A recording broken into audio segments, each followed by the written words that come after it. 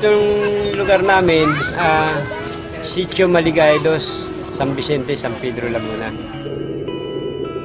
Siyempre, alam mo naman, ganitong lugar, squatter area, tabing release, dikit-dikit ang bahay. Madilim talaga rito sa lugar ko na to. Wala kami dito sa loob, lagi kami sa labas. Nadadapa kasi madilim, yung dadaan mo, hindi mo alam, may nakaharang. Tutulog na lang ako, wala ilaw eh. Ang tawag nila sa akin dito si Mang Dimi Solar. Napaliwanag ko yung mga bahay nila madilim. Bubutas ka ng yero, lalagay mo yung bote, lagyan mo siya ng sealant, bago lagyan mo siya ng tubig na mineral, lagyan ng sunrops. Bago kabit mo sa bahay, lagyan sealant mo para hindi tumulo. Ganun lang kasimple yun. Dati yung ganito, ito kadilim nung bago ko pagkakapitan. Ngayon, nung kapitan ko na, ito na ang liwanag niya. Yan ang liwanag.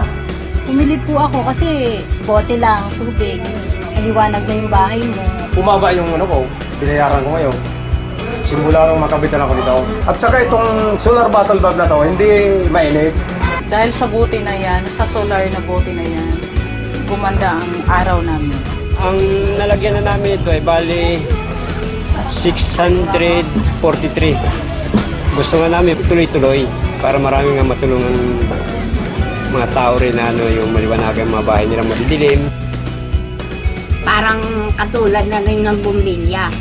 Dati natin nakakalimutan at pakinabangan na ngayon.